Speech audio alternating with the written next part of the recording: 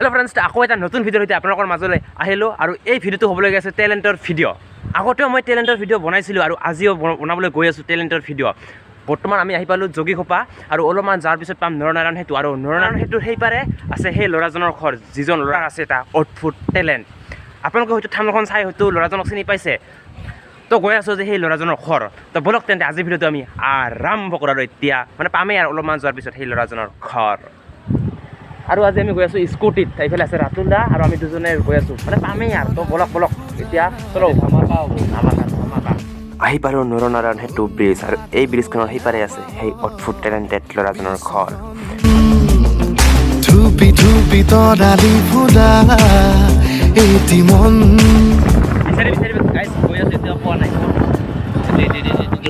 তো গাইছ লোকেশ্যন চাই অৱশেষত আহি পালোঁ বিশ্বজিৎ দাৰ ঘৰত।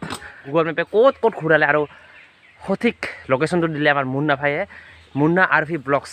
আপোনালোকে চাব, তাইহে আমাক বহুতখিনি হেল্প কৰে। তো মুন্না বহুত ধন্যবাদ এইখিনি হেল্প কৰাৰ কাৰণে। আৰু এতিয়া আহি পাইছোঁ বিশ্বজিতৰ ঘৰত আৰু এতিয়া গৈ আছোঁ তাৰ ভিতৰত আৰু কেনেকুৱা টেলেণ্ট আছে দেখুৱাই আছোঁ। আৰু বৰ্তমান বিশ্বজিতৰ ঘৰত এইফালে চাওক ইয়াৰ ঘৰৰ পৰিৱেশ ৰ'ব ভালকৈ দেখুৱাই আছোঁ। বিশ্বজিৎ দাই এইফালে আৰু এইজন ছোৱালীক বনাই আছে আৰু এইফালে চাওক বনাই আছে লাহে এইটো আৰু কিমান দিন লাগিব দাদা? এইটো এনে 4-5 দিনটো লাগিব।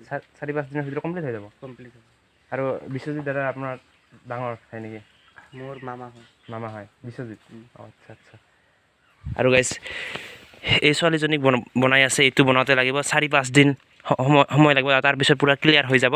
আৰু বিশ্বজিতে বহুত কিবা কিবি বনাইছে না? বনাওঁতে আৰু বহুতে লৈ গৈছে বনাওঁকেইটা। আৰু আপোনালোকে ভিডিঅ'টো চাই থাকক। আপোনালোকৰ মানে যিখিনি আছে সকলোখিনি আপোনালোকে দুখাম আৰু কেনেকৈ বনায় এটা মানুহৰ মূৰ্তি। তো আপোনালোকে A to Z দুখাম, মানে কি ক'ম আৰু বেলেগ টেলেণ্ট এইটো এটা। আৰু আপোনালোকক কৈছিলোঁ যে কাঠৰে কাটি মানে মূৰ্তি বনায় আৰু সেয়া চাওক। আৰু এইটো হ'ল দেখিতে চিনি পাইছে কোন হ'ব পাৰে, হেমন্ত বিশ্ব শৰ্মা। চাওক কেনেকুৱাকৈ বনাইছে, ৱাও। আৰু এইটো কি বনাব দিছে নেকি? আৰু এইটোও বনাব দিছে। চাওক ইয়াৰ কেনেকুৱা লাগিছে, মানে একদম পূৰা ৰিয়েল যেন লাগে। একদম পূৰা ৰং চং কৰি দিছে। এইফালে জোতা গামোচা মানে সকলোখিনি দিব চেষ্টা কৰিছে ইয়াতে। এইটো কিবা এটা বনাইছে, এইটোও ক'ব মানে নোৱাৰে, ইয়াত লিখা আছে এইটো ৰাভাৰ কিবা মানে এনেকুৱা কোনোবা বোলে বনাব দিছে এইটো। আৰু এতিয়া দুখাম কাগজত মানে কি ধুনীয়া আৰ্ট কৰিছে। আৰু এইফালে চাওক এইখন বনাইছে ডিম্পু বৰুৱা।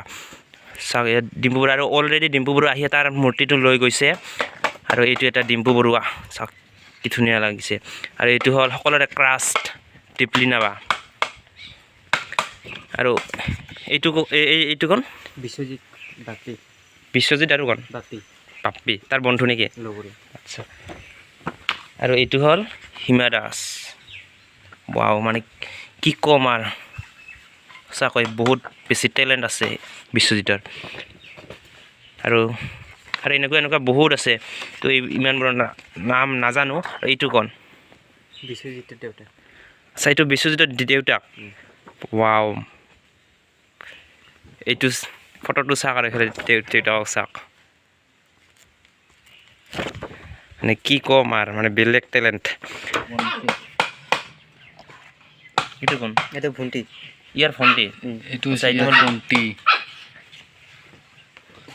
আৰু এইটো হৈছে টাইচান। আৰু এইটো কোন?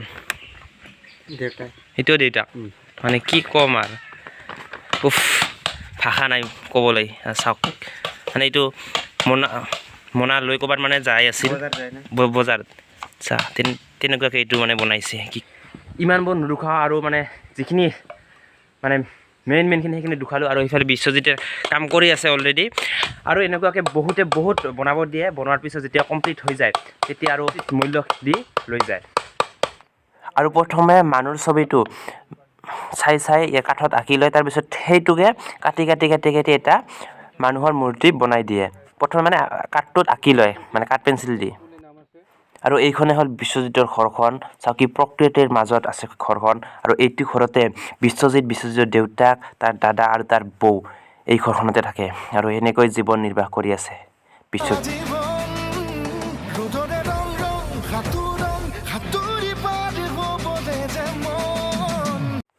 আৰু এইটো চাগে বিকাশ আৰু দীপাৰ বিবাহ হোৱাৰ পিছত ফটো উঠি এইটো বিশ্বজিতক বনাব দিছে আৰু এইটো চাগে বিকাশে দিছে বনাব মোৰ মনে কয় আৰু এইটো বিকাশ এইটো দীপা আৰু এইটো হ'ল নেমচন্দ্ৰ বৰদলৈ ৱাও কি ধুনীয়াকৈ বনাইছে আৰু মোৰ লগে বৰ্তমান আছে বিশ্বজিতৰ ভাগিনা আৰু বিশ্বজিতৰ এনে কোন কোন আছে ঘৰত এতিয়াতো দেউতা আৰু বিশ্বজিৎ আছে আৰু তাৰ দাদা আছে না আছে কামত গৈছে আৰু বাইদেউ আছে অঁ আচ্ছা আৰু এনে ঘৰত আৰু তাৰ মাকটো আছে মাতো হাতী মাৰিছে সেইটো হাতী মাৰিছে আপোনালোকে হয়তো গম পায় ডিম্পুদাৰ ভিডিঅ' হয়তো চাই গম পাইছে অলৰেডি ডিম্পুদা কৈছে আৰু বিশ্বজিতৰ আচৰিত এটা টেলেণ্ট কেনেকুৱা লাগে মানে বহুতে আৰু ডেইলি মানুহ আহি থাকে এনে সপ্তাহত আহে বহুতে যোনে দিয়ে বনাবলৈ সিহঁতে আহি যায় আৰু এটা মূৰ্তি মানে কাঠৰে বনোৱাৰ পিছত কিমান দাম লয় সেইটো যদি কোনোবাই বনোৱাই দিয়ে এনে 2500-2600 কৰি লয় 2000 যিমান ডাঙৰ এনেকুৱা দাম লয় আৰু আপোনাৰ যদি কাঠৰ মূৰ্তি বনাব বিচাৰে তেনেহ'লে বনাব দিব পাৰে যদি ইফালে এতিয়া লাগি আছে আৰু জুবিন দাক বনাইছে না এতিয়ালৈকে হোৱা নাই এতিয়ালৈকে কমপ্লিট হোৱা নাই আৰু কিমান দিন লাগিব আৰু লাগিব এইটো 2 সপ্তাহমান 2 সপ্তাহ ডাঙৰে বনাব কিন্তু গাছটো পোৱা নাই বনাব আচ্ছা এই যিটো হিমন্ত মামাক যিটো বনাইছা এইটো কি দিব পৰা নাই নেকি দিব মানে এইটো সৰু হৈছে সেইকাৰণে দিব নাই ডাঙৰ কৰি বনাব আৰু ডাঙৰকৈ বনাব হিমন্ত মামাক আচ্ছা আৰু ভাবিছিলোঁ জুবিনদাৰ মূৰ্তিটো বনোৱা হৈছে বুলি কিন্তু এতিয়াও হোৱা নাই এতিয়াও 15 দিনমান লাগিব তো মানে সেইটোৰ আশা কৰি আহিছিলোঁ জুবিনদাক দেখিবলৈ পাম বুলি কাঠৰ তো কিন্তু হোৱা নাই বুলি এতিয়াও কমপ্লিট এতিয়াও 15 দিনমান লাগিব আপোনালোকে আহিব পাৰে 15 দিনমান পিছত তেতিয়াহে আপোনালোকে জুবিনদাক দেখিবলৈ পাৰিব কাঠৰ মূৰ্তিত কিন্তু বন্ধুসকল বিশ্বজিতৰ ভিডিঅ'ত মই দেখিছিলোঁ যে জুবিনদাক বনোৱা কমপ্লিট হৈছিল আৰু এইটো মই স্ক্ৰীনত দি দিছোঁ জুবিনদাৰ ফটোটো এইটো বিশ্বজিতে নিজে বনাইছে আৰু এইটো ইউটিউবত দিছে আৰু এই ইউটিউবৰ ভিডিঅ' চাই মই গৈছিলোঁ জুবিনদাক দেখা পাম বুলি কিন্তু জুবিনদাক দেখা নাপালোঁ তাৰ ভাগিনাই গম নাপায় চাগে জুবিনদাৰ কমপ্লিট মূৰ্তিটো হোৱা বুলি তো সেইকাৰণে চাব নোৱাৰিলোঁ কিন্তু মোৰ মতে চাগে হৈছে কমপ্লিট জুবিনদাৰ মূৰ্তি আৰু এই বিশ্বজিতে মানে একো শুনা নাপায় ক'ব নোৱাৰে না আৰু চাওক তাৰ কিন্তু টেলেণ্টটো চাওক কিন্তু লিখি ৰিপ্লাই দিব পাৰে আৰু আপুনি যদি কিবা লিখি দিয়ে লিখাবোৰ বুজি পায় কিন্তু ক'ব নোৱাৰে আমি যেনেকৈ কৈ আছোঁ যে তাই একো শুনিব নোৱাৰে কিন্তু মানে কি ক'ম আৰু বেলেগ এটা টেলেণ্ট আছে লিখি দিলে আৰু এনেকুৱা কাঠবোৰ আনি কাটি এটা মানুহৰ মূৰ্তি বনায় আৰু এইটো চাগে কোনোবাক বনাব আৰু চাওক এইবোৰ কাটি এনেকুৱাকৈ মূৰ্তিবোৰ বনায় আৰু এটা মানুহৰ মূৰ্তি বনাওঁতে এইবিলাক সামগ্ৰী ইউজ কৰে চাওক কিমানবোৰ এইবোৰ আছে এইবোৰ সামগ্ৰী ইউজ কৰিয়ে এটা মূৰ্তি এনেকৈ চিলেক্ট কৰে তাৰপিছত সেই এনেকৈ কাটি বনায়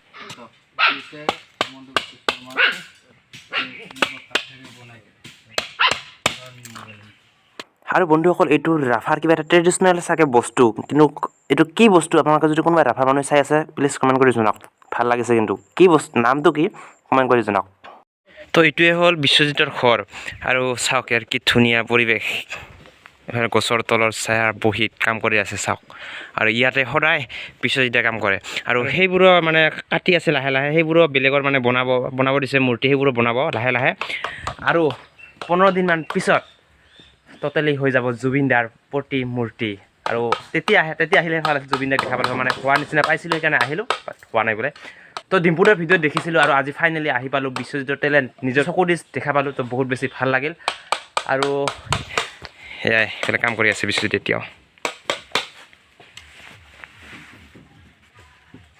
পাই থাক দাদা যাওক তো এয়াই এতিয়া পাইবা দিব লাগিব এতিয়া আমিও ঘৰত যাম আৰু বহুত দূৰ আছে ঘৰ আৰু লোকেশ্যন চাই ঘৰত যাব লাগিব কাৰণ নাজানো আমিও ৰাস্তা আৰু এইফালে আছে খুৰা মানে বিশ্বজিতৰ দেউতাক যাওঁ খুৰা